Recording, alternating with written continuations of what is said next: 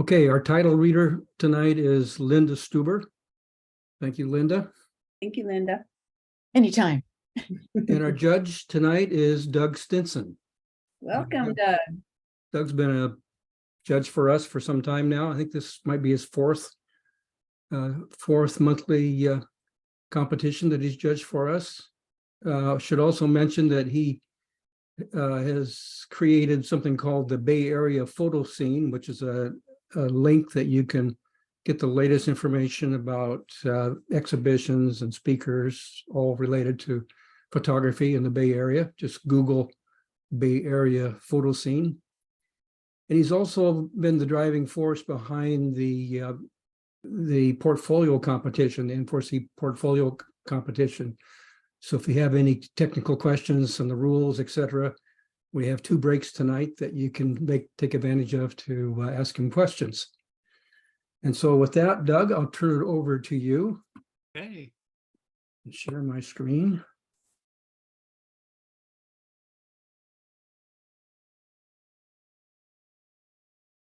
And we're ready to begin.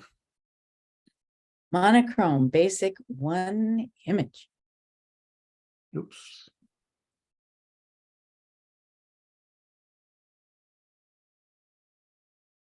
H&B feed mill, Saturday afternoon.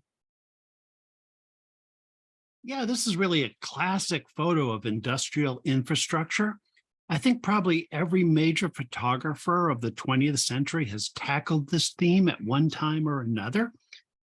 Yet there's still much to explore. There's lots of interesting structures and lots of opportunity to bring your own unique perspective to it. Here, there are some very strong graphic elements which are created by the high contrast. The challenge, I think, is to bring out some of the detail in the shadow areas without losing that graphic effect by the high contrast. I would say my biggest area of concern is the large expanse of gray on the side of the main building. It takes up a very high percentage of the area and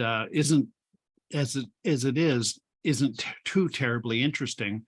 You might try to bring up the contrast in that area a little bit, still maintaining the impression that it is in shadow, and don't detract from the other elements. But I think if you make that area a little bit stronger, it will make the whole overall picture stronger. Okay, next. Monochrome, immediate 5 images. Into the unknown. Yeah, very interesting use of so much negative space with very little shadow detail. There's a little bit of detail there, and based on what I believe the photographer was trying to communicate, you wouldn't want to have any more detail. I think it's perfect the way it is. The fact that the person in the boat is looking away from the photographer helps contribute to the sense of mystery and a sense of isolation from the rest of the world. I actually like the lack of detail in the boat. It also contributes to the mood. It's interesting that you've chosen to place the main subject from the midline and up. And I wonder if you've explored trying to put the subject below the midline. Now that would involve actually creating some more canvas above the main subject. I don't think just cropping would be the right way to do. But you might want to try that and see what the emotional feeling of that is, and compare the two and see which is the best at communicating what you want the viewer to feel. Thank you. Postcard from the Jersey Shore. Yeah, honestly, I think those 2 puffs of cloud in the sky are what really makes this photograph. There's an idea in the composition of photography that a lot of pictures work very well if there's a main subject of interest, which in this case would be the pier that's going out into the sea. but then maybe something that's a little bit mysterious, a little bit hard to understand that attracts your attention a little bit later. And I think that those two clouds in the sky bring in a little bit of feeling of the surreal into this image, which I think makes it much stronger than if there was just kind of a normal cloudy sky there. I like the way the contrast is handled in the wood with lots of detail there. And I like the fact that the sand is almost featureless, and the idea that you've used a little bit of a more warm black than a neutral or cold black. Now, some people might say that the fence in the foreground prevents the eye from entering the photo. I don't necessarily agree with that, but if you haven't already, try it just as it is, and also try it cropping up from the bottom to eliminate the fence and see which of those two work better for you. Thank you. Like mother, like daughter. Mhm. Yeah, this is a fun portrait. I love the title. It's great. I think you have good positioning with the subjects, putting their faces on a diagonal like that, one partially hidden by the other, really establishes the connection between the two. So I think that is working quite well. I like the background. It's interesting, but not distracting.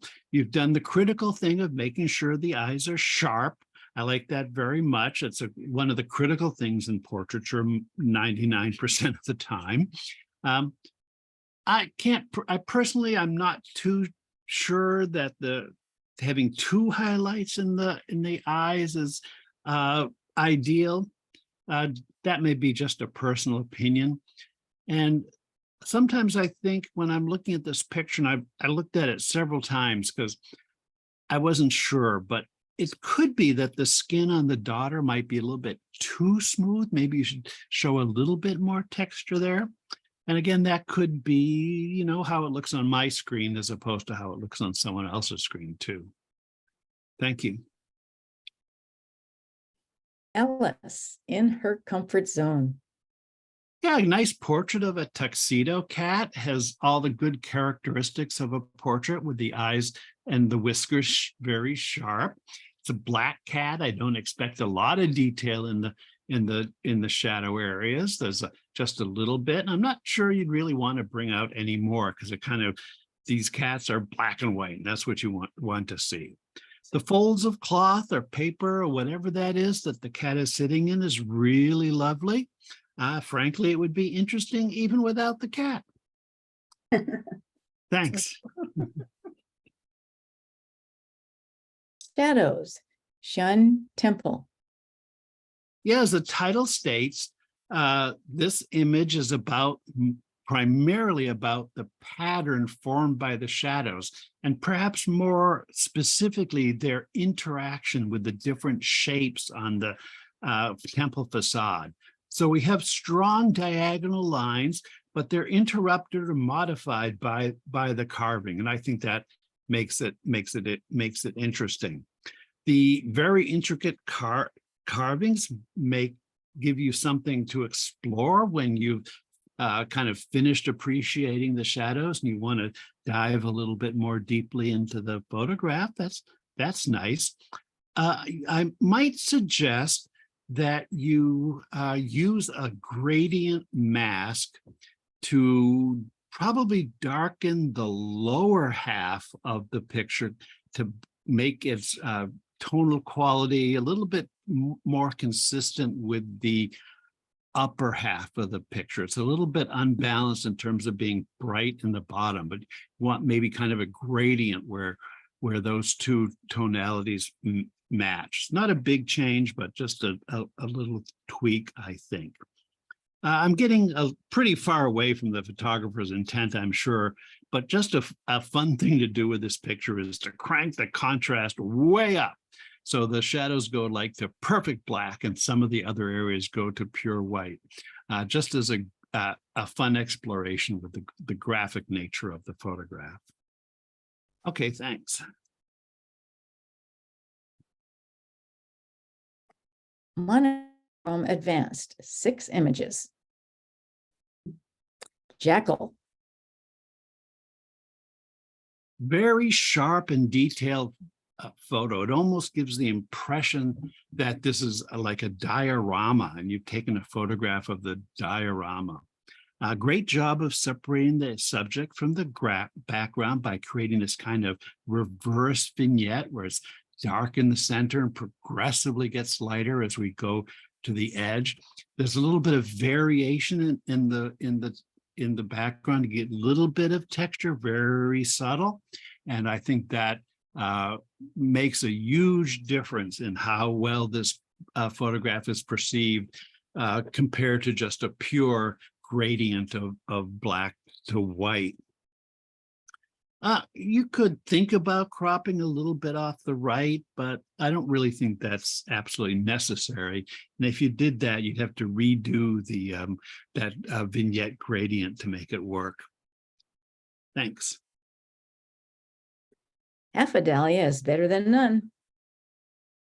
Yeah, I really like the use of this fan symmetry, if I can make up a term, rather than the circular symmetry that we more commonly see in head-on shots of flowers. I think that gives it a unique appeal, kind of brings it out of the ordinary, makes it a little bit more on the abstract side.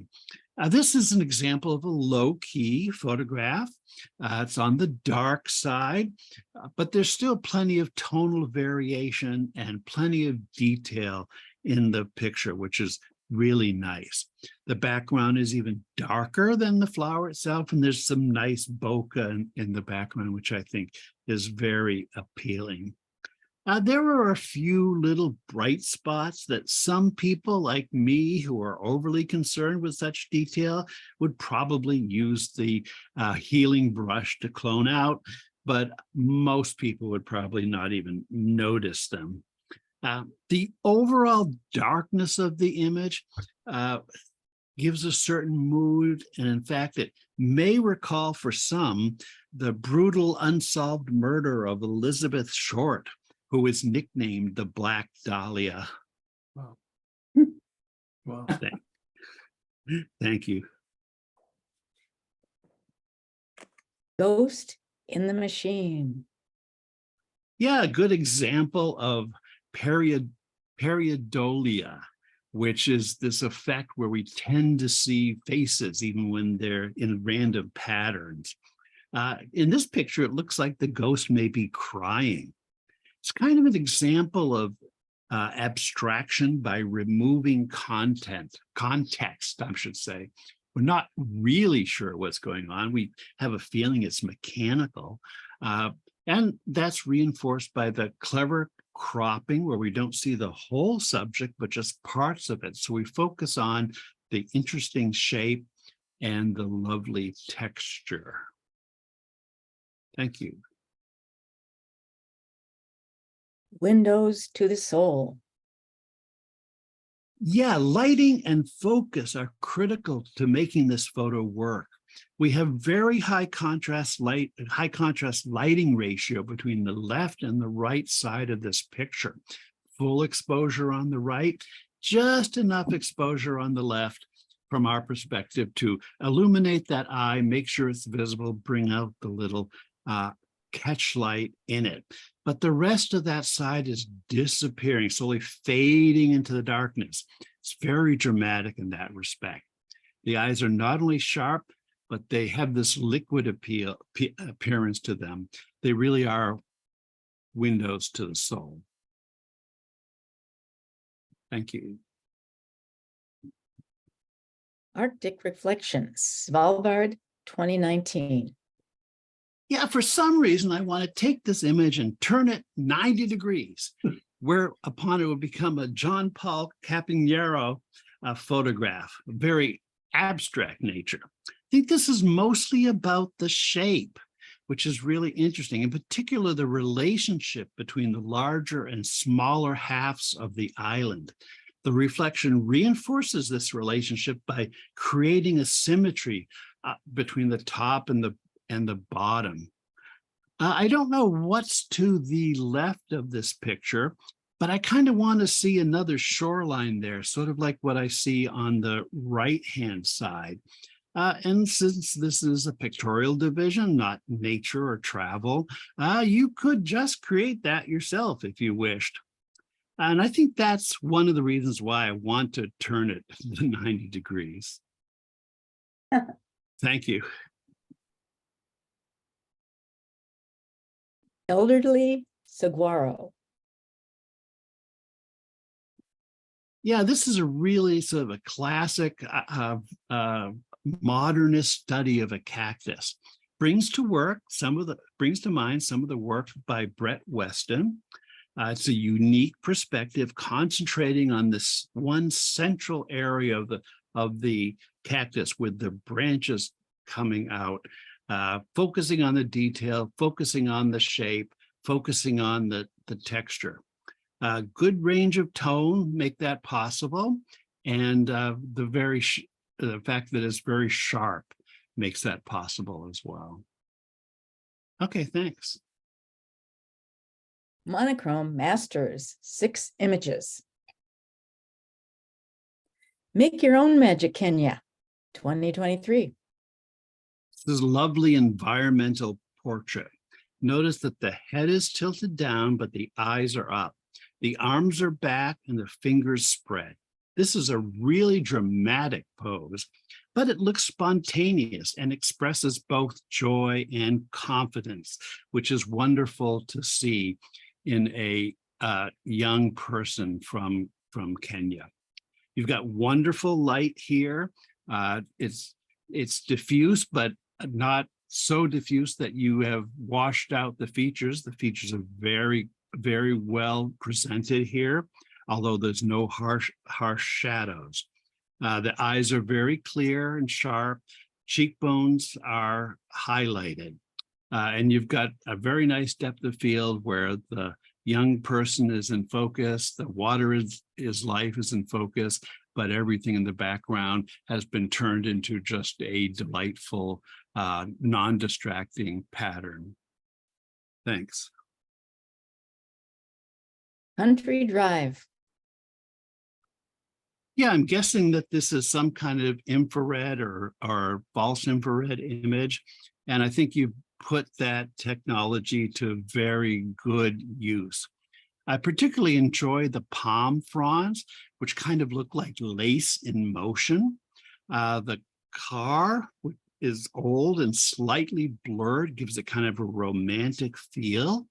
Perhaps this was shot through the windshield of a car heading into the frame.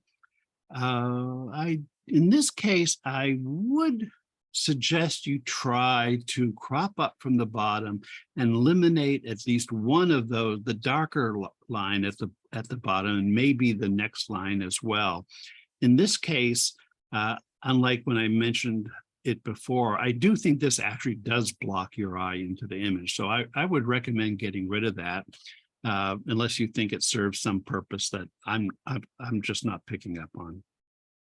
Thank you. Mute. Close-up detail of a mute swan. I like the minimalist title that you give it. It goes very well with the photo. Certainly you get all this drama by being so close up, super detail. Every little feather is perfectly presented. You've got a full tonal range. The whites are not blocked out. The blacks have some shadows, have some detail in them. And you have this nice catch light in the eye. Thanks. A quiet moment. Pensive expression, well captured. Excellent positioning of the hands. Sometimes that's the most difficult part in doing any kind of portraiture, but in this case, I think they definitely are very well placed and contribute to the feeling. You have this classic window light, which is often produces very beautiful results. And I think it's doing that here. It's kind of a gentler version of Rembrandt lighting. I can see a little bit of triangle of light under her right eye, on our left side. but it's a little bit more evenly lit than you would get in really traditional Rembrandt lighting. More appropriate for the female form and for the emotion that you're trying to convey. Seems to me like the camera is a little bit low. We're looking up. That kind of gives this aspirational feel to the photograph. The perspective of low versus head-on versus high really changes the kind of emotional feel in portraiture. And I think the low angle is working very well. Looks like you're working in very tight confines. Perhaps you're using a wide angle lens, which I assume is responsible for the distortion I can see in the grid on the floor. It also makes her, the closest foot, quite large relative to the head. And oftentimes in photographs, that doesn't work very well in portraiture. But in this case, perhaps because she's wearing a ballet shoe, she knows how to point her foot into that position. The fact that it's relatively large doesn't seem to detract at all from this image. I think that it actually contributes to it. Slight thing you might consider, just darkening the closest part of that newspaper that's in the background just a tad to make sure our eye does not get drawn over there. Thanks. Crossing the Lily Pond, Angkor, Cambodia. Looks like another example of maybe an IR infrared technique. I think that what works really well in this image is the fact that we have all the vegetation being so white, and then we have the subjects in the picture being dressed totally in white. And I think that that's kind of the motif of this picture, what's going on. We have a rather extreme single vanishing point perspective with that bridge really going to almost to a point in the distance, giving a real sense of depth. But it's also forming, I feel like, this T configuration with the bridge and then the foliage on the opposite shore, which is giving me kind of a uncomfortable feeling. I think that the fact that it goes to a vanishing point, but then we have this wall of foliage is a little bit disturbing. Maybe that's what you want the viewer to feel, in which case it's fine. I would suggest, if you haven't done it already, is experimenting with a square aspect ratio instead of this landscape aspect ratio. I kind of fooled around with that a little bit, and personally I liked it better, but that's something for you to decide. Okay, thanks. Personal space. Yeah, we have these beautiful sinuous ridges, and they combine together to form this nice curving line that starts in the lower right-hand corner. It curves over to the left, and then it curves back to the right, and then it comes up and brings you right to the peak of the dunes. It works really well. I think you have an interesting satiny texture to the sand. I like that. We see a lot of pictures of dunes with a very grainy appearance. It's nice to see this kind of satiny appearance. It's another interpretation and quite different. The fact that you've included a person, I think, makes it personal. You can imagine yourself there. It sets the scale. And of course, it goes along with the title of personal space. Thank you. Journalism basic, one image. 1 of 4. In 1885, California bought Glen Ellen 1,800 acres for a developmentally disabled residential care facility. The home for care of the feeble-minded later became Sonoma Developmental Center, SDC.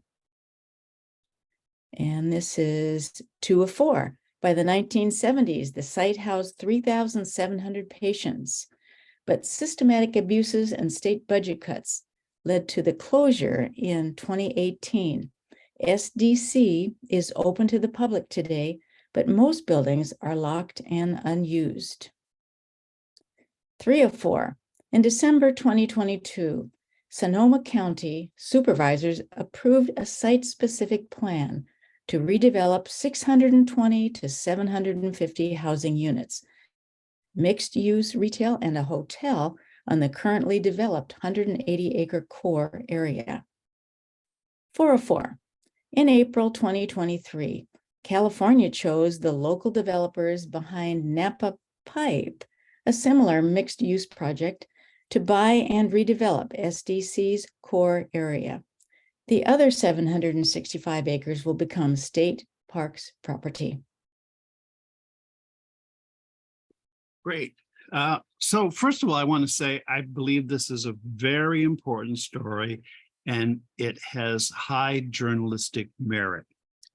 The titles as a whole tell a compelling story. I really commend you on your research behind this project. I'm going to spend a little bit of time talking about this.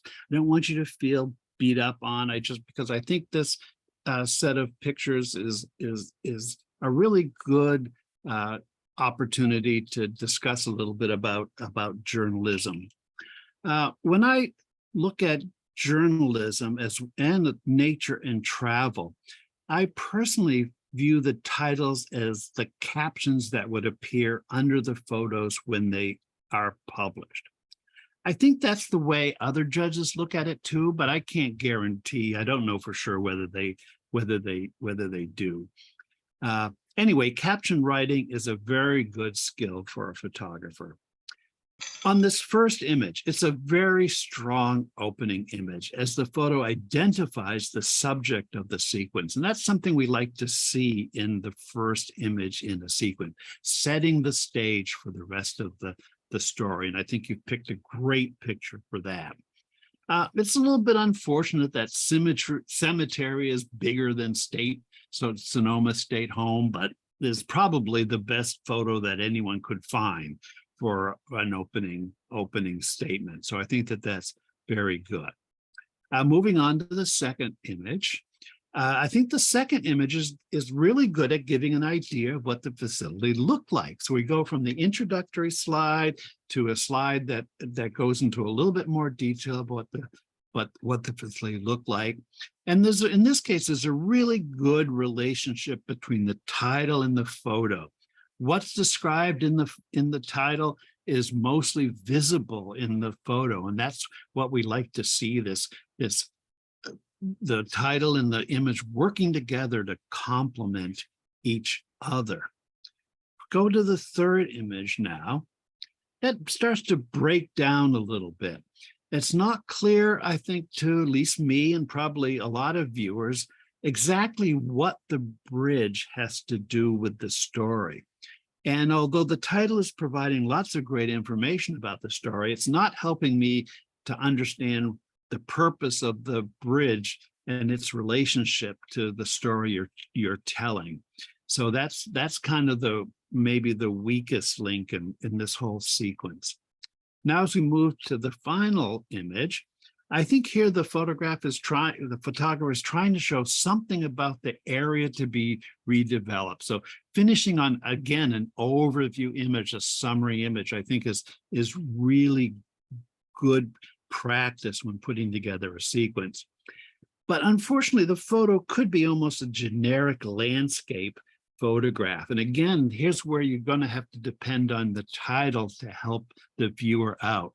You need to use the title. When you have an image like this, you need to use the title to point out to the viewer what they should be paying attention to in the image. Like a certain area is going to be redeveloped, or a certain area is going to be turned into a park. That would really strengthen this last slide. So I think overall, I want to commend you on your research. I want to commend you on putting together an interesting story, and you've got a really strong start here. And I think as you work on this, you'll be able to make even stronger sequences for journalism in the future. Thanks. Journalism Intermediate 2 images. Curling, 1 of 3. At the Silicon Valley Bonspiel in Fremont, California, teams compete for the regional title. This team gets ready to deliver a stone toward the target on the other side of the ice. Other end, rather. Oh, 2 of 3. Curlers on the team sweep the ice with specialized brooms to control the distance and direction of their granite stone. Curling, 3 of 3. By warming the ice with their brooms, this team attempts to nudge their stone closer to the center of the target. Great. This is one of the best explanations of the sport of curling I have ever seen. A lot of people, I think, who aren't Canadian don't really understand this sport, and you've done a great job of explaining. It's also a good use of a particular form of the sequence, the time sequence. We're seeing slices in time as this sport progresses. The first shot is a great opening shot. The photographer is at face level, which is great for showing the person that's about to release the stone. I love the expression of concentration on that person's face. I think that you may be trying to show the whole team here, but I do think that this picture would be stronger if you really did a really radical crop and just come right in to that person and the little scoreboard or whatever it is in the background. So we really see that person and the expression on her face. The other people are a little bit out of focus and don't really contribute a lot to the story of the first slide. Going on to the next slide. I want to also comment that you've got key details of who, what, why, and where. So that's really good for journalism. The only thing you're missing is the when. So it would be nice to have when this event was taking place. This particular shot is a great detailed shot. It has an excellent explanation that matches up perfectly with the picture. If we didn't understand what was going on in the picture, we would after we read the title. So that works very, very well. Moving on to the final image. This shows a part of the sport I've never seen before. And it's really, really interesting. You have a great explanation of it. Now, if you were to submit the sequence to a photo editor, they may, depending on how much space they have available, only choose 2 of the last of the 3. I think they would certainly pick the first one. And if it were me and I only had to have 2, I would pick the last one because the second one, I've seen a lot of pictures of people sweeping the ice as the stone goes around, but I really have never seen this thing about 3 people collaborating to try to do this gentle warming. That's really something new that you've taught us about. Thanks. An archaeology of science, 1 of 2. Wiley's exhibit at the DeYoung Museum is a collection of paintings and sculptures confronting the systematic silence about violence against Black people. 2 of 2. Wiley elicits profound thought by replacing glorified heroes, martyrs, and saints in historic settings with fallen modern Black figures. Exhibit runs until 10/15/23.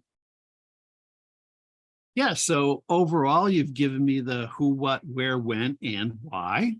I really like that. I have to admit that when I first started to look at this image, I was quite skeptical about using a sequence for this subject. It seemed like one photo would probably do it. But then when I came to the second photo of the fallen warrior, that really changed my mind. That is a dramatic ending punch. And having those two in sequence, I think really hits a strong emotional point and helps communicate both the artist and your interpretation of the artist's work. In the first image, the contrast of the monochrome minimalist sculpture with this incredibly Baroque, colorful painting is also powerful. That contrast is just incredible contrast of emotions that this makes you feel, and then hitting you with the fallen warrior in the second picture, which we don't usually associate with blacks, but more of a traditional, Western European thing. I think pushes it home. So good work. Thanks. Journalism advanced 3 images. Rescue 1 of 4. A rehabilitated young osprey begins its journey back to the nest. A wildlife volunteer is transferring it from the travel box to a tote that can be lifted to the climber. 2 of 4. An arborist skilled in climbing ascends with the bird in tote attached to him. The parent ospreys circle a frantic call since there is still one baby in the nest. 3 of 4. The climber gets high enough to reach over the nest edge and gently shake the osprey from the tote. 4 of 4. Once the climber is down the tree and not a threat, the mother quickly flies in and sits on a perch above her 2 youngsters in the nest. The rehabilitated bird stretches its wings. Thank you. So I think this is a very good use of a time sequence to tell a story. Not every sequence has to be a sequence in time. A lot of them are, and this one puts the time sequence to good use. One of the things I like about this series, it has a good use of a combination of long shots and close-ups. And I think that's often something that's missing. It's something that people don't use to advantage when they do sequences. And so having that combination in the when it's appropriate really does help a sequence more cinematic. I really like the second image, which shows the arborist and the parent osprey. That tells a good story. Both the rehabilitation underway and the fact that there's a mother osprey there that's quite worried about what's going on. I would like to know something about like when this occurred or where it occurred or what rehabilitation center was involved. I think that in journalism, people are going to expect some of that background information. Okay, thanks.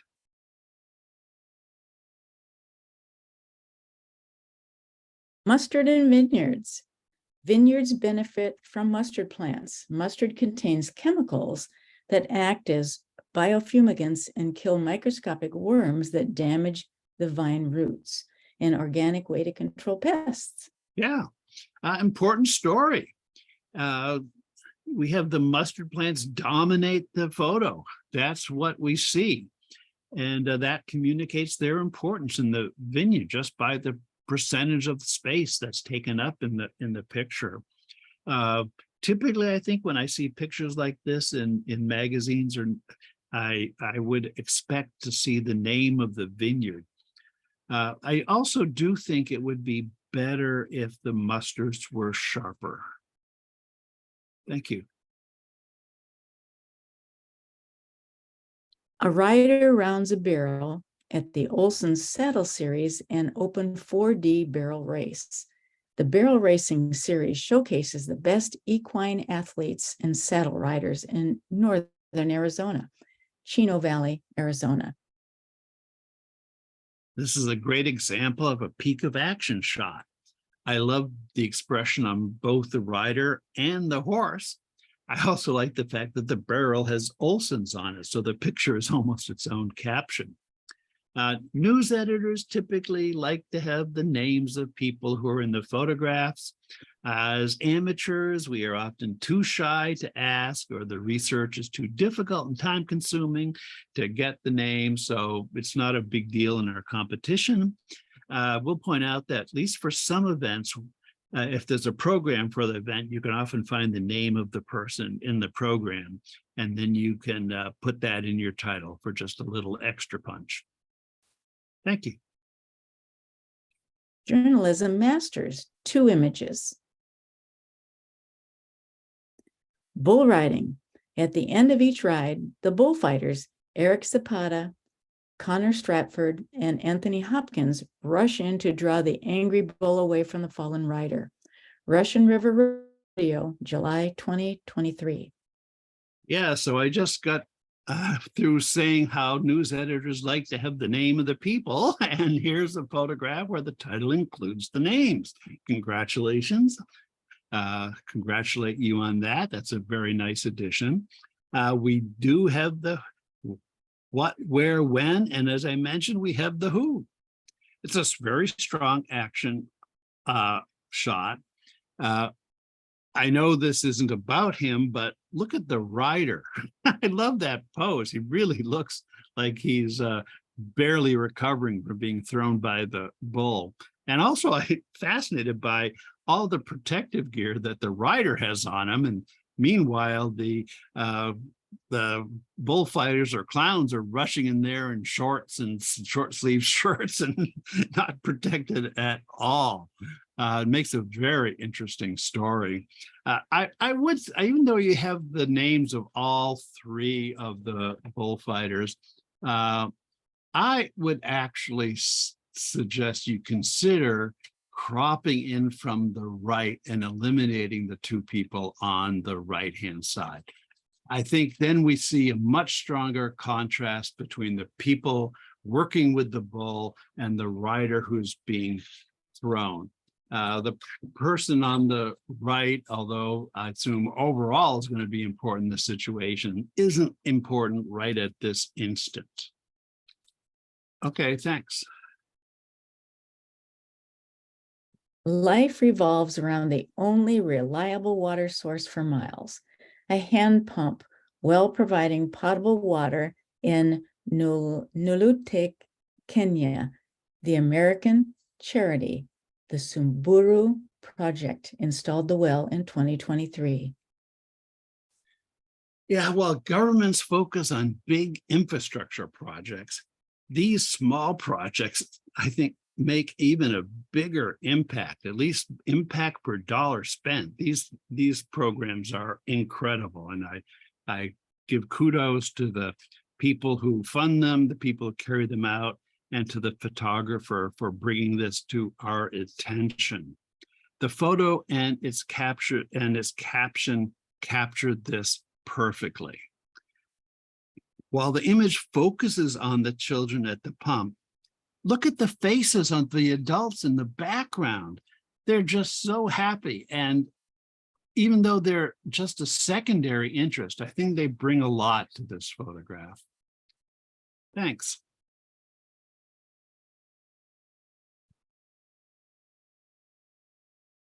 Creative. Hey, we'll take a 5-minute break. We've just covered monochrome and journalism. We still have creative, pictorial, and critique feedback to go. So 5-minute break, and then we'll come back and do the second half and continue with creative. Creative, intermediate, 5 images.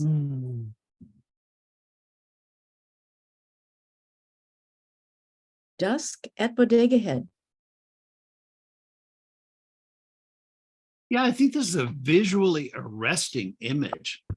The soft blur and subtle lighting from the headlights gives the feeling of perhaps a couple enjoying a romantic evening. This is in sharp contrast with the stroboscopic effect of the taillights, which convey a sense of urgency. So I wonder if the photographer intended to set up this conflict. If so, I think you've achieved your goal.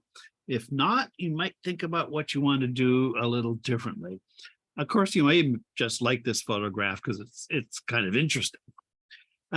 Overall, I think the taillights dominate the image, which kind of makes me wonder if the car is going to crash through the barrier and into the ocean. Couple things to consider. Where does your eye go first? For me, the final position of the taillights is the brightest area and the highest contrast area. So that's where my eye goes first. And then it tends to follow the taillights over to the left and finally out of the frame. Now, if this is not what you want, you could clone out some of the trail so that it ends before leaving the frame or before reaching the frame. Second, check out the impression the image makes if you crop in from the right to about halfway to the vertical post of the guardrail. It'll take the car out of the center and maybe is a little bit more balanced then, but try it and see what you like. Okay, thank you. Dreaming of Another World, Ode to Rene Magritte. Yeah. So homage may be a better word than ode, although perhaps this photo can be interpreted as a lyric exaltation of Magritte, in which case ode is the perfect word. I think the clouds are particularly well done, both as a reference to dreaming and as a reference to Magritte. I also feel the little white cross in the middle of the right-hand side is a nice secondary point of interest that contributes to the theme.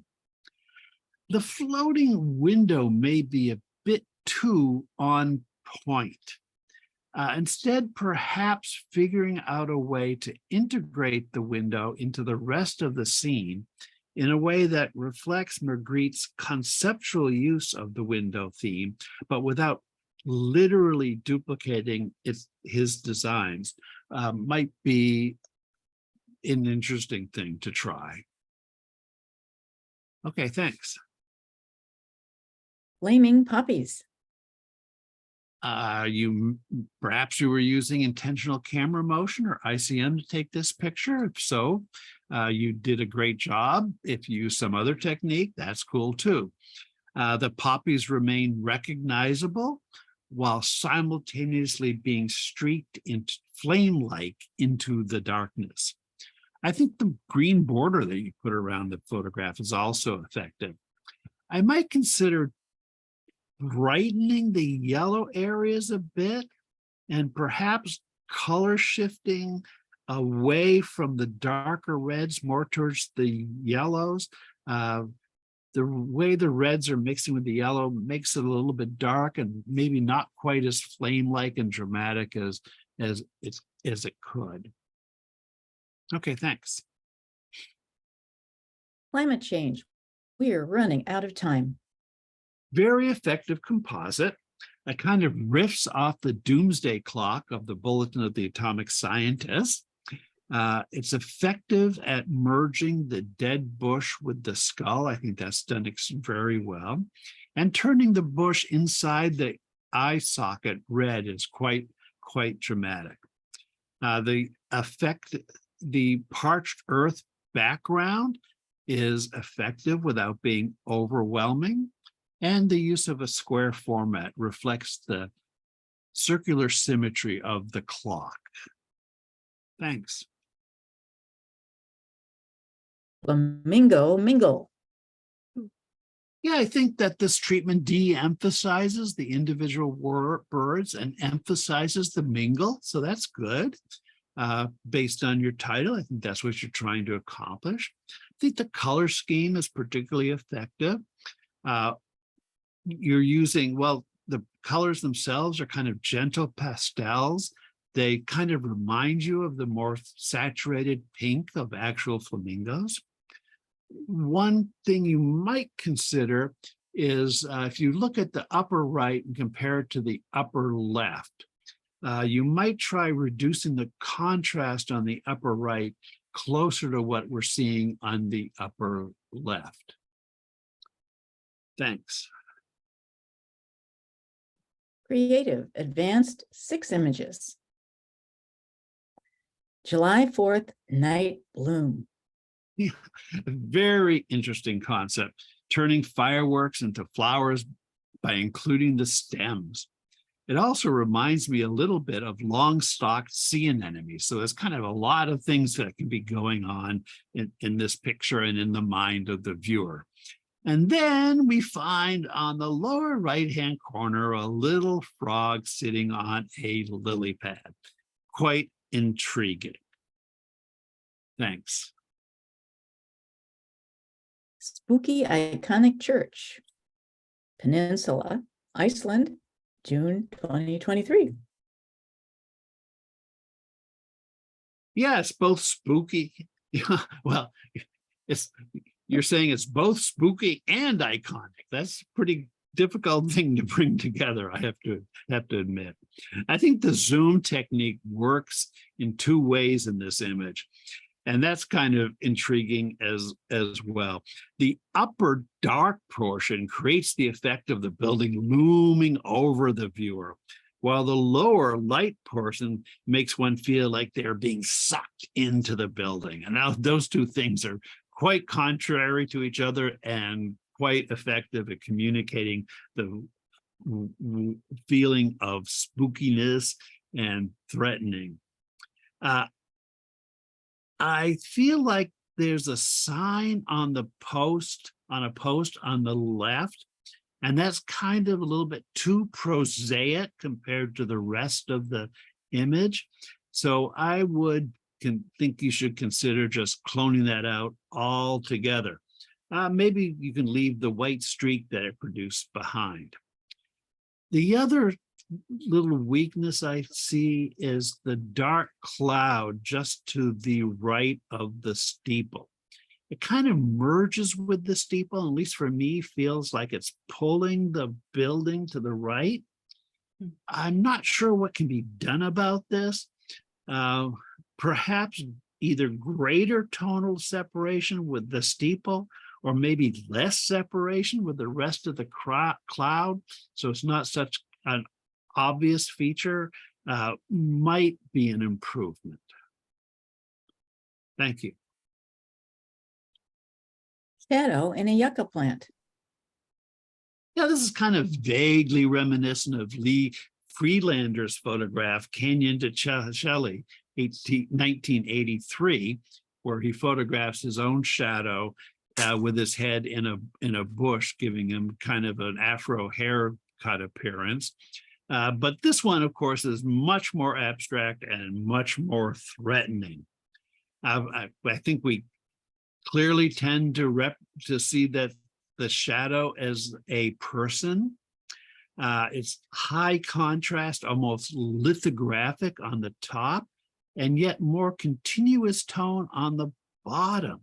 And that actually is kind of interesting because there's this mixture of like super abstractness and with realism, and it kind of, your mind goes back and forth between the two. And I think that's quite interesting in this picture. I wouldn't change that for sure. So we not only have spikes, the other thing is the way the shadow interacts with the yucca leaves. So we have not only spikes emerging from the figure in the form of the leaves coming out of it, but the figure itself gets spiky. Very interesting. And then I look at the kind of the center where the mouth should be, and I see kind of these tentacles emerging from the mouth. They're like, whoa, this is pretty wild. Okay, thanks. Swirl. Yeah, we have kind of a realistic flower at the outer radius, and then as we move in, it gets slowly converted into this abstract swirl that gets tighter and tighter and tighter as we get to the center.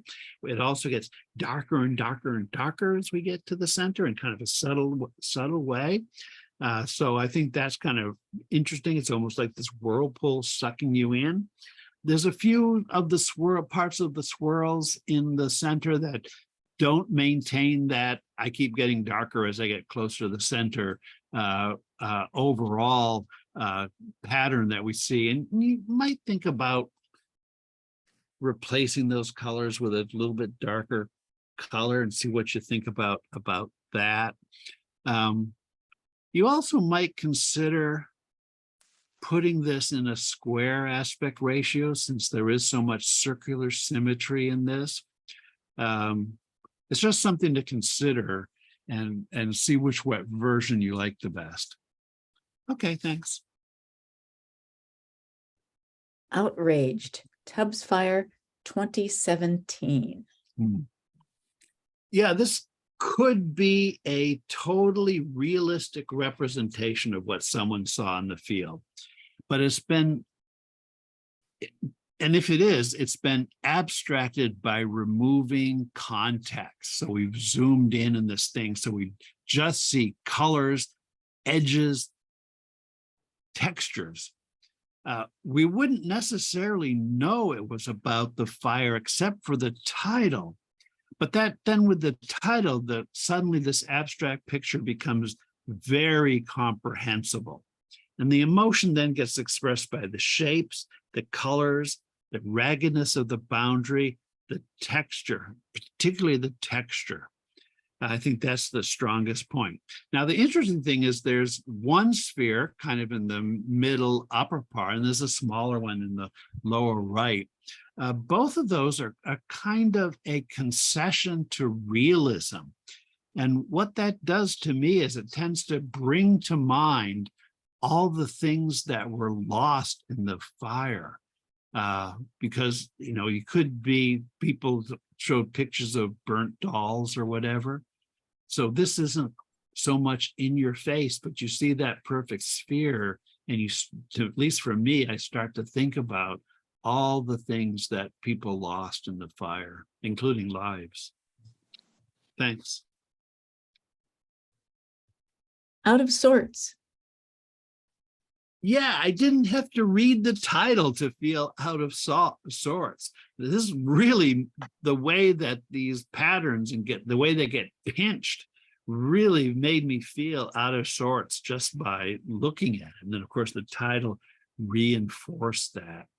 I don't know whether it's pareidolia that is making me see faces where only random patterns exist, or if this is actually highly distorted versions of faces in there. Either way, the fact that they're being manipulated this way certainly is effective in communicating the intention of the photographer, as represented by the title. There's a little magenta area in the middle of the left-hand side, almost right against the border. And I can't decide if that is kind of an area of secondary interest or a distraction. I tend to think it's more of a distraction. I like the more uniform color scheme that's throughout the rest of the photograph. Okay, thanks. Pictorial, basic, one image. 172-foot Marin Civic Center spire from ground, morning. Frank Lloyd Wright's design included boiler room exhaust vents and a radio transmitter inside, but new technologies made both unnecessary. So we have this converging vertical line perspective, which I probably created, since it's taken from the ground. You probably tilt the camera up. It does create that vertical converging line perspective.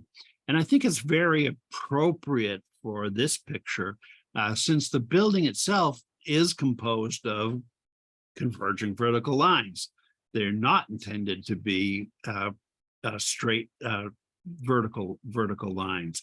And accentuating it just adds more drama, more height to the building.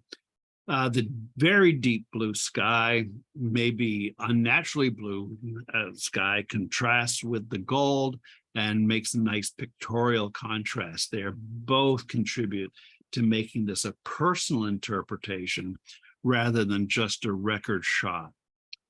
Perhaps a little bit more space above the spire at the top might be appropriate. And I'm certainly interested about the fact that he designed in a radio transmitter. I wonder what that was about. Thanks. Pictorial, intermediate, 3 images. Hanging on. This is either a clever setup or great observational skills. Either way, it's a great composition. It's really dramatic. I enjoy it a lot. You could consider trying to apply some additional sharpening to just the pappus or the parachute of this. It might make those lines stand out a little bit sharper, not sharper, but a little bit more prominent as an alternative to just trying to lighten them. I think sharpening them might actually do a better job of that. I mean, it's darn good the way it is, but you could try that to see if it makes it a little bit more dramatic. I love the detail that I see in the akene, which is the little seed pod at the end of the stem. I love the color there, variation in lighting, giving it such a three-dimensional characteristic. The question I have for the photographer is, do you love the color of the head that the seed is sticking to? Is that color green something you like? Since this is pictorial, you could change it if you like. You could make it more white or yellow, and pick a color that you love the most. Feel free to experiment. Okay, thanks. Portrait of Sadhu, India. Yeah, sharp focus on the eyes, always a good thing in a portrait. You have a good depth of field, keeping the person nice and sharp, and the background reduced to just kind of a nice pattern that doesn't distract so much from the person. You have relative diffuse lighting, which eliminates harsh shadows, but maintains detail. We can see his cheekbones and some of the wrinkles around his eyes are all very nicely shown without any sharp shadows. It was a little bothersome to me that the background color is too close to the color of the beard.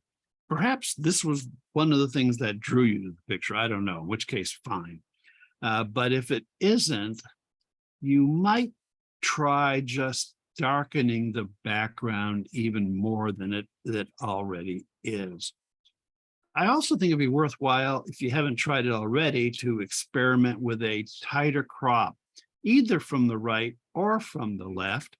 And if you haven't tried it, I would suggest you try both. And see how that changes your emotional response to this picture. If you crop in from the left, you give lots of space for him to be looking into. And if you crop in from the right, you will generate a sense of tension as he's looking like right out of the frame. There's no right answer. It's whichever you think produces the right effect. Thanks. Launch for hire. Very interesting landmark. I've seen this building. I actually had a photography workshop in this building. It's really kind of an interesting place. I think the birds add a lot into this picture, as we have the contrast between the dynamics of the bird and the static of the building. I wonder if they were compositive in, as the scene has a little bit of a feel of the surreal. Not complaining by any matter. I like the effect that it generates. Thanks. Pictorial advanced, 5 images. Watching nature's light show. Great capture of the rainbow.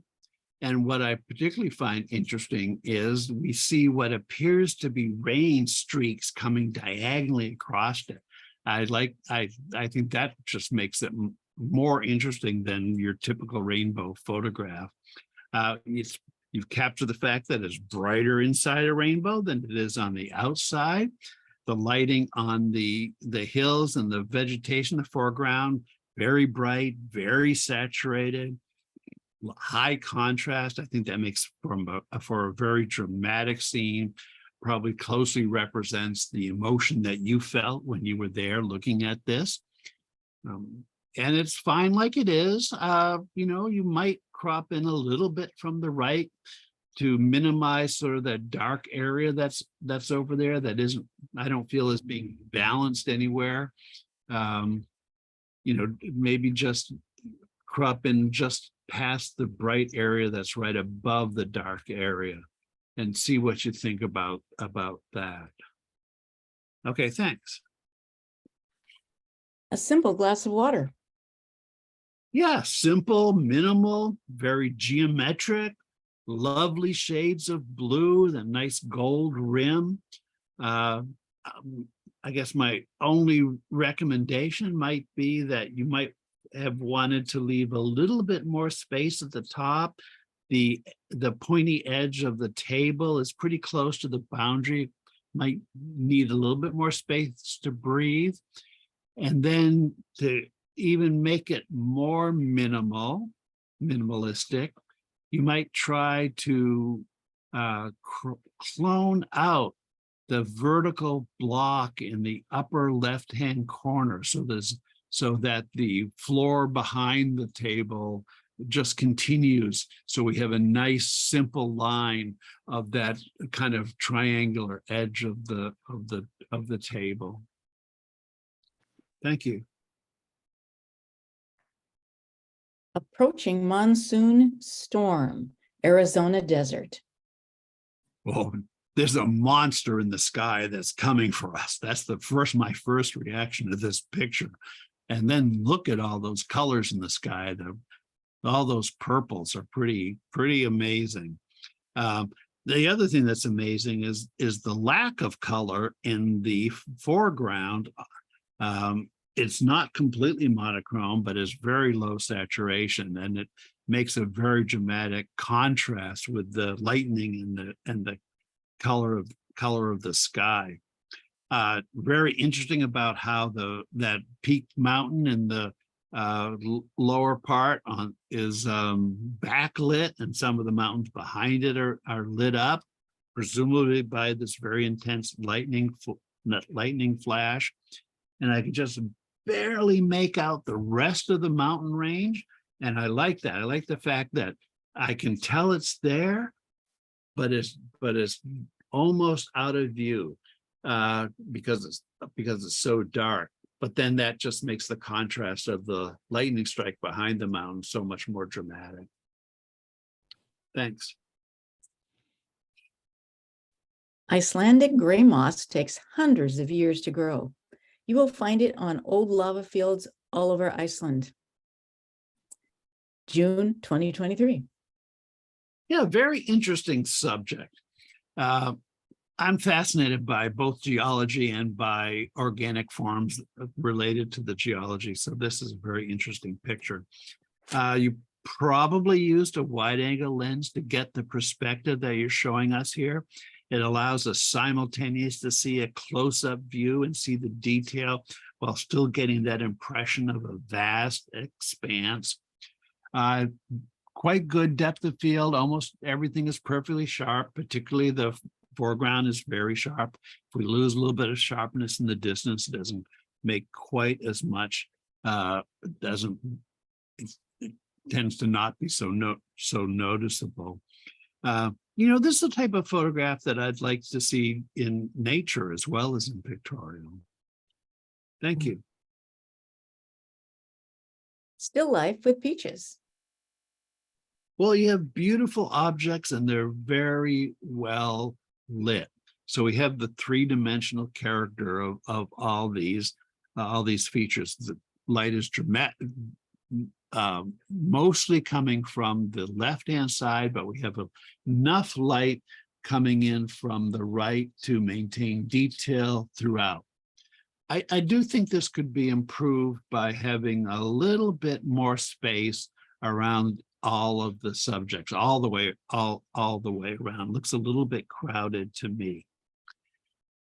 I have to comment that still life is deceptive. It's actually much harder to do well than it looks.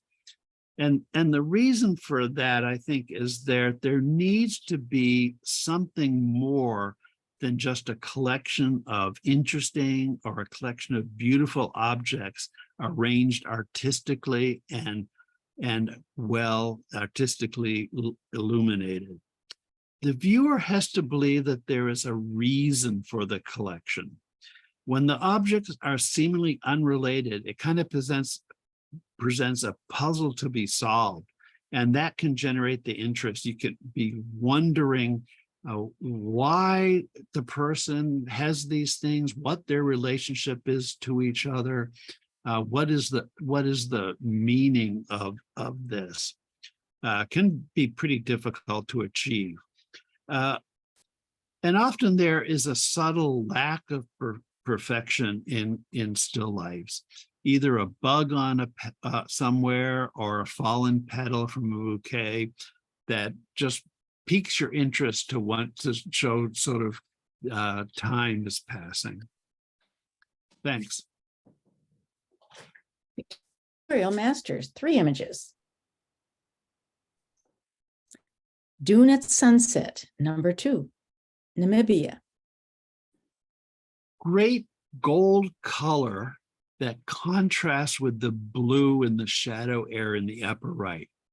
It's a very interesting collection of shapes and colors.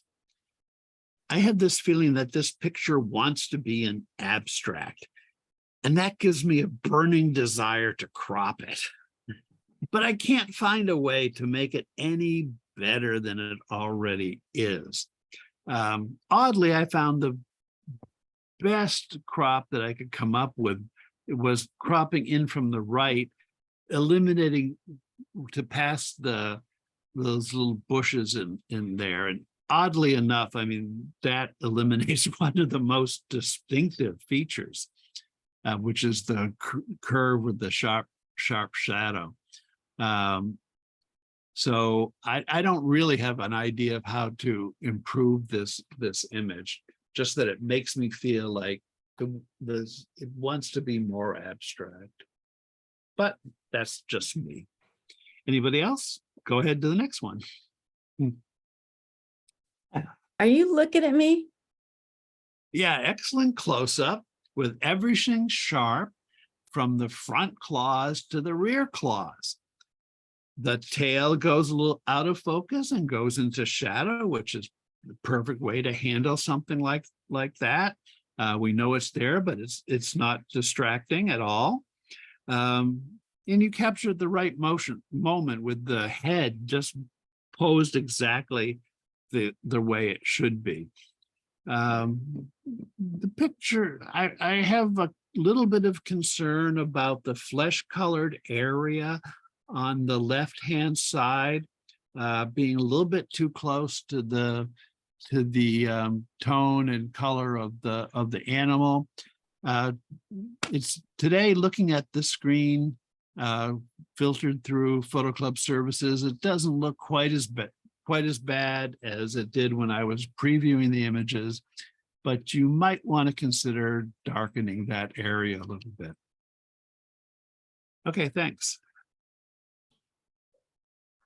Plunging white horses. Perhaps the title is really queuing me up to see this, but I can definitely see the horses' heads with manes flying in this wave. There's a historical precedent for this picture, I think. If you look at Walter Crane's 1910 lithograph titled "The Horses of Neptune," I think you'll see some things similar here. And more recently, in the Fellowship of the Ring, the flood that stops the ring wraiths takes the form of horses. And so there's kind of a deep, and that's not surprising that these ideas resurface. It somehow strikes some emotional chord within us.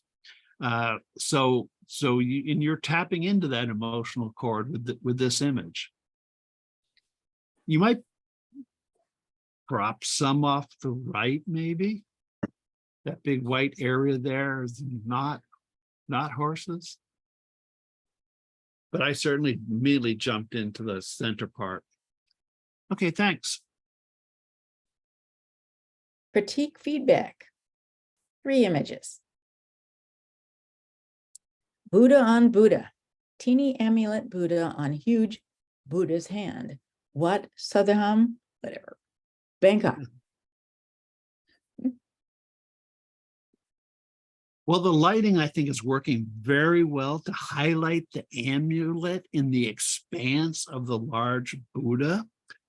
One can read a lot of symbolism into this picture of the small Buddha being cradled in the large Buddha's hand, or the scale of emotion or the scale of the universe could all be coming out of this picture. The closest of the large Buddha's fingers is slightly out of focus, but I don't really think that's significant. I wouldn't worry about that. The thing that I would worry a little bit more about is the peeling foil, which has a very different texture than the rest of the surfaces in here.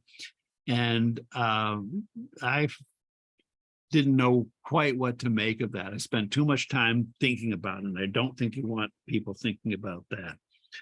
So unless you plan to enter this photo in a competition that demands objective truth, like travel, I think in post you should do something about those foil areas. Thank you. Beam me up. Drive by on 101, Sonoma County, 2015. I really love the sky colors, that little bit vague pink and blue kind of blending into each other. I'm enjoying that a lot, as well as, in contrast to that, the super saturated green vegetation, very dramatic, makes me think about leprechauns and things like that. I take it you were probably photographing this through a window, and there's some reflections here. And that's making some of the theme. I would suggest that you try, and this is going to be tricky, probably the best one to try is to try to make a copy of the lowest of the white discs, because that's the least transparent. Make a copy of that, distort it a little bit so it doesn't look exactly like the original, and then paste that copy up in the sky just above and to the right of the topmost of the white discs to kind of show these white discs continuing up into the sky. I think that see if you like that, if it makes the picture more clear. I have to say, beam me up has become a bit of a cliche. So you might want to think about a more original title which conveys something similar. Okay, thanks. Found object. Bondage of Barbie, 2012. Photo edited in Photoshop Beta with its generative fill AI function to extend real estate on all sides and add part of a missing foot. Not legal for competition, of course. So this was actually a found object. I think that's pretty incredible, and certainly very appropriate given that we currently have the Barbie movie playing in theaters. This is well captured. She looks so plastic, which is exactly kind of the message.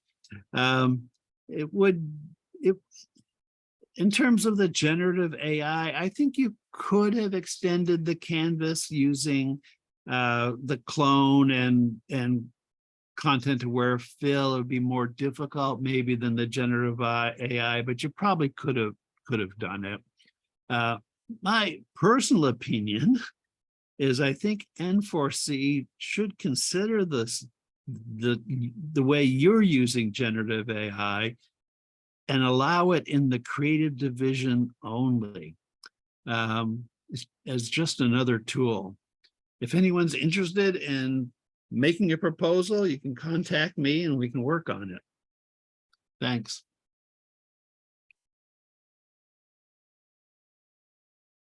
Okay, we've gone through all of the images. We'll take another 5-minute break and then Steve will come back with the winners. Yes. Monochrome Basic, 1 image. Yeah. First place, Oh. Francis. Congratulations, Francis. Oh, thank you. I'm not seeing the picture, but oh yeah, there we go. Yeah, it was just a nice opportunity. I was picking up one of my kids in Petaluma and walked down the industrial area and got a nice shot over the fence. Totally agree with you, Doug, on the dark spot. That was the area I was working on the most towards the end. So I'm encouraged that I'm on the right track, and definitely echoing, what people have done in the past. It's trying to get better by emulating. So appreciate the comments. Bill Emke.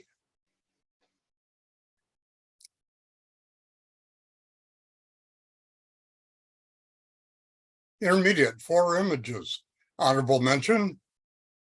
The M key for metadata. Oh, sorry, yeah. Thank you. Yeah, can you hear me? Yep. Yes. Yeah, this is my sister's cat. It's a very skittish animal and I could never get close to her. But then I went into another room and there she was sitting in these sheets. And she was so content. She allowed me to get up close with my iPhone and snap this photo. Cool. Wow. Beautiful cat. Very Yeah, sweet. her name is Pretty Alice. cat. Alice. Thank Congratulations. you. Congratulations. Third place, Sherry. Oh, thank you very much. Doug, I appreciate your feedback on this image. Thank you. Congratulations. Second place, Amy. I thought I saw her earlier. Yeah, she was here. Kind of like an etching. Nice. Mm. Yeah, Really cool. I like the little frame around it. Mhm. Yes. I love how you can barely see the shoreline in the distance. I like the twin clouds in the top. Yeah. Yes, they're great. Congratulations to Amy. First place, Mm. Mark. Oh, smart. Really cool. Yeah. Very nice. Very mysterious. I really like it. Good comments on, real Congratulations. colors in there. Yeah. Looks like spring. Congratulations to Mark. Monochrome Advanced, 4 images, honorable mention, Trisha. Love this. Definite Thank Trisha. you, Doug. Yeah, this is the kind of thing I love to photograph, so appreciate your comments. Thank you. What is it? Oh, I don't remember. It's I know what it is. It's part of an airplane. Oh, Oh, I like it. very cool. I like the That's a field eyebrow. Yeah. That's good. Congratulations. Third place, Ronnie. Nice. that looked like a Ronnie shot. Yep. Thank you. Yeah, those two white spots, I think I submitted the wrong file. Well, wouldn't be Been the there, first done that. time, but thank you. I appreciate all your comments. Yeah, yes, I'm sure we all have. Thank you. Why wonder? It's not your brother. Congratulations. Second place, Jennifer. Oh, thank you very much. I really like this particular cactus and I really enjoyed photographing it and I appreciate your comments. Thank you very much. Beautiful shot. Congratulations. First place, Stephanie. Oh. Thank you. Oh. What can I say? I'm in love with this area of the world. He's in Brazil, and it's an unusual opportunity to have to be this close. He was sitting, I don't know, about 40, 50 feet away from me. And Beautiful face. Great shot. Wonderful thank you. shot. Thank you very much. Congratulations. Monochrome Masters, 3 images. Third place, Herb. Thank you. Such a cool image. Really. I've been liking the dunes in Death Valley lately, and this was Ibex Dune, something I hadn't visited before. My wife likes to hike a little faster than I do, so she's always out in front of me, and it's easy to Good get model. her as an object of scale. Yeah. Thank you. Very nice shot. Congratulations. Second place, Mm. Jack. Ah, Nice. Nice. Cuba. Hmm. I think so. Yep. Very nice. I do love that foot with the slipper. Mhm. Yeah, I bet she doesn't like it. Oh, but it really makes the picture, I think. It does. Good lead in. Congratulations to Jack. First place, Tamara. Yeah, that's Yeah. great. Oh, yeah. Love this. It's Well done. gorgeous. It's very special. Really You get nice. such expression in her people she photographs. Oh, Yeah. How much Stunning. those eyes. personality that little girl has. She just is wonderful. What a Yeah. personality. All The the way, parts. the way her fingers are pointing, she almost looks like she's going to levitate or take off. Uh-huh. Uh-huh. She's on her hoverboard. It's masterful. She is like, It is. Congratulations to Tamara. Journalism Basic, 1 image. First place, Francis. Oh, very nice. Thank you. Nice.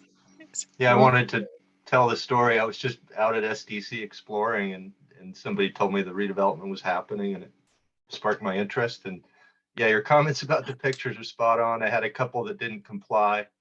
And so I had to pull those at the last minute and didn't have great substitutes. Yeah, thanks for the comments. Congratulations. Journalism Intermediate, 2 images. Second place, Greg. Oh, I tell you, this is just an amazing exhibit. If you haven't been there, I know there's at least one of our camera club members that has been there because she entered an image before, so it piqued my interest. We went down there, and the quality of the art is phenomenal. Mm. The sculptures, I mean, these are life-size sculptures that you're looking at on this screen. And the paintings are unbelievable. Yeah. But He's it's one in of a my setting favorite that's very dark, and it really makes you want to contemplate the art. And it was pretty heavy. Great shot. Anyway, I really highly recommend it. Did How you do you listen pronounce to his the first audio? name? Greg, did you listen to the audio? No, I didn't. Oh, you'd be amazed what it adds to the work. It's just amazing. And Yeah, it's I'm painty. sure. I mean, the work is just amazing. That's stunning. Congratulations. First place, Amy. Amy. Can't see her anymore. Very nice. That's a great shot. It is a funny sport. Mhm. Congratulations to Amy. Journalist, advanced 3 images, 3rd place. Linda, Oh, thank you for the comments. I would have loved to have had a tripod out there and gotten everything in focus. I mean, all that mustard, if that was sharp, that would be a lot better. Thank you. congratulations. Congratulations. 2nd place, Cindy. Mhm. Thank you. Great angle. Yeah. I love the expressions. Congratulations. 1st place, Laura. Thank Yeah. you.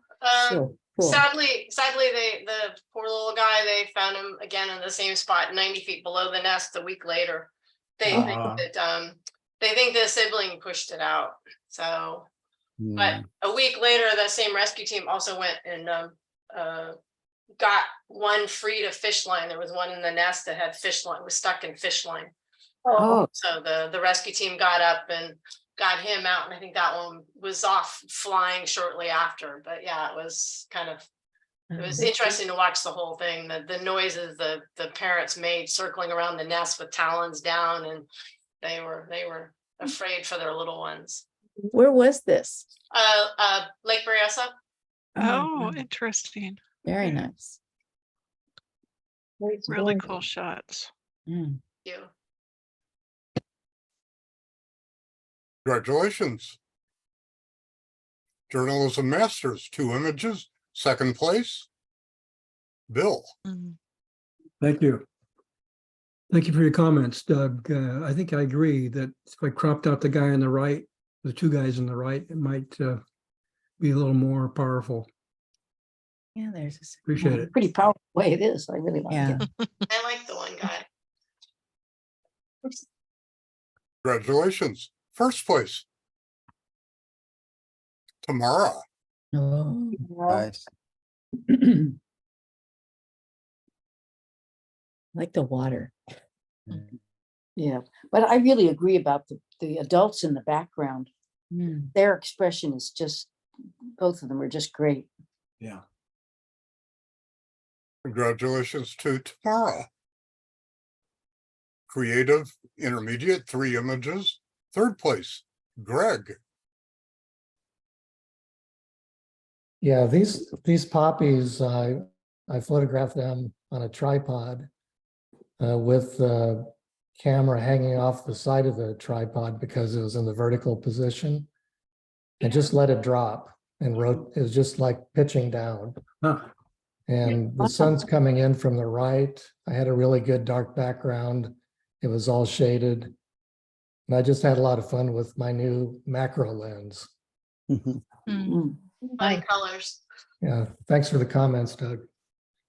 Congratulations. 2nd place, Mark.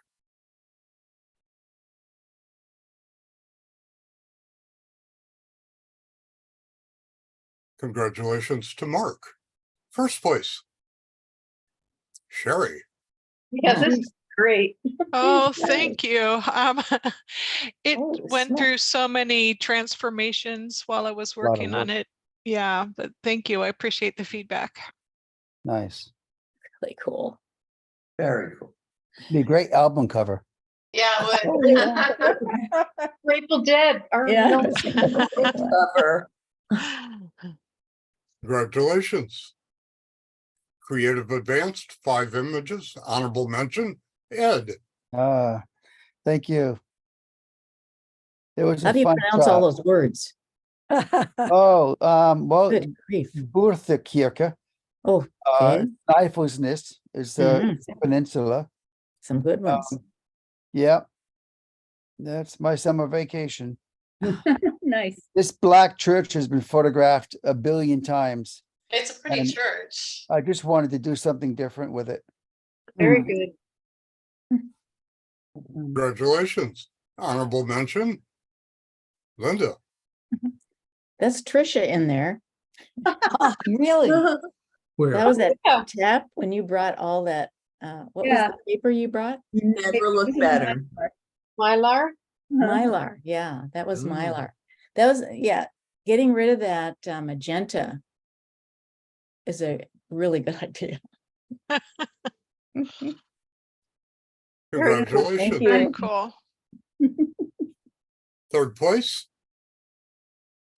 Laura. Thank you. Yeah, I did long exposures, and when I saw some of them look like flowers, I decided to try and take a whole bunch of them and make it a garden. So It's great. Very It's cool. beautiful. It's really Yeah. cool. Cool idea. frog is a great idea. Mhm. Yeah, I think Tara said it almost looks like a toadstool. I'm like, I actually have a frog. Very nice. That's good. Congratulations. Second place. Cindy. Oh, it's cool. Oh, thank you. This was taken with a cell phone. Wow, very nice. Wow. Very nice. Congratulations. First place. Trisha. Thank you. This was taken right after we were kind of allowed to go back into Santa Rosa after the Tubbs fire.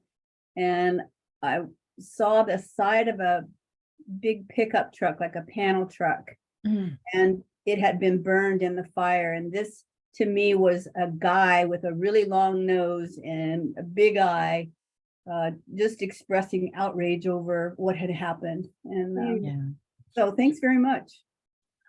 very nice. Great. It's really speech. interesting. Congratulations. Pictorial Basic, one image. First place, Francis. Really pretty. Very nice. Yeah, I'm fascinated with Frank Lloyd Wright, but I gotta say I don't like this building very much, and this is the first picture I got of it that I really kind of like. Exploring, getting up close to it. So thanks for the comments. Yeah, last crop I made was the very top, so of course. Congratulations. Pictorial Intermediate, 3 images. Third place, Sherry. Oh, thank you very much. This was a lot of fun to do. And if you haven't been out there in a while, there was in the storms this last winter, they lost a few big pine trees by the road, so you get a clear view, which is something you didn't have for a while. Did you put the birds in there? The birds were there, but not at that exact moment. Cool. Nice job. And actually, yeah, it's 5 different images because I did long exposure HDR to get the water kind of smooth, and then I caught the person walking out, and then the birds were just circling after I was getting ready to leave, and the birds showed up, and I was said, wait. Excellent. Great Nice. job. Thank you. Congratulations. Second place, Ellen. Oh, yeah. I think she's away. She's Long- out of the town. Oh, that's right. Yeah.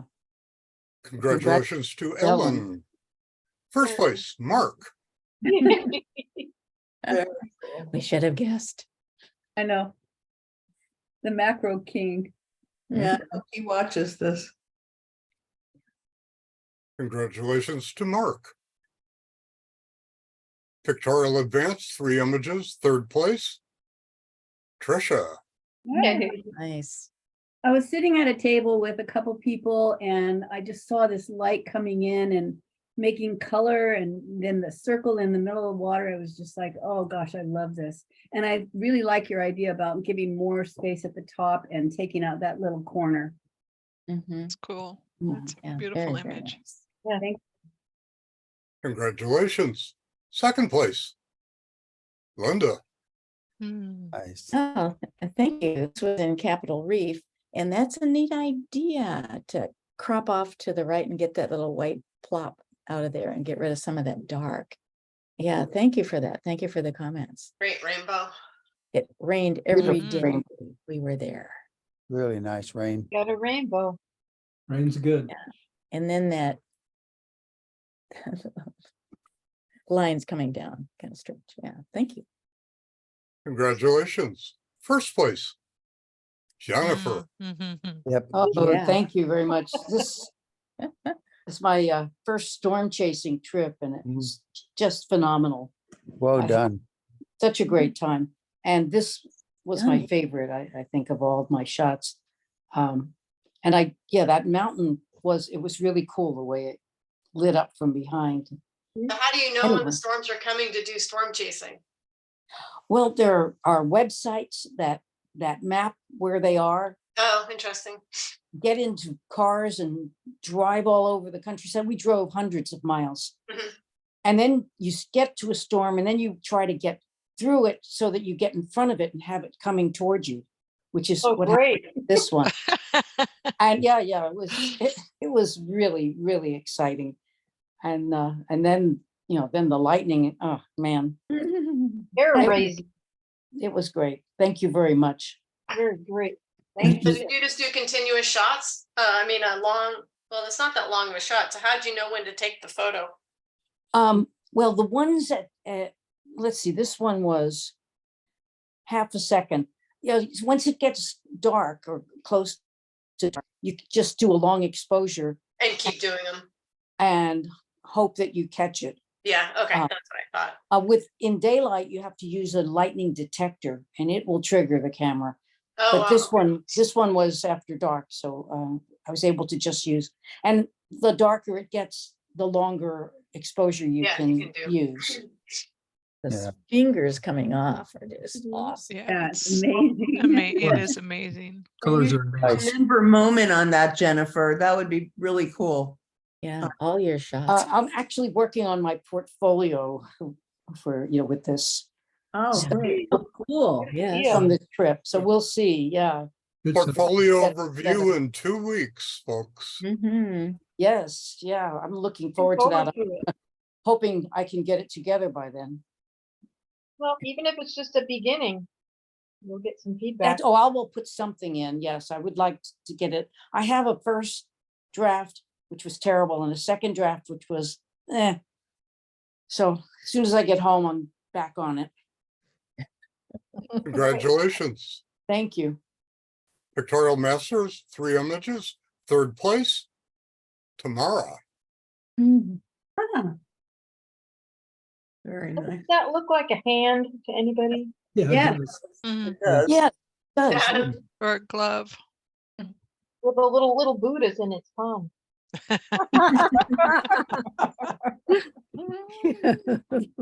Congratulations to Tamara, 2nd place. Bill. Thank you. Nice. Thank Oh, you. yeah. That's fabulous. Yeah, I see horses everywhere. Yeah. Yeah, it's cool.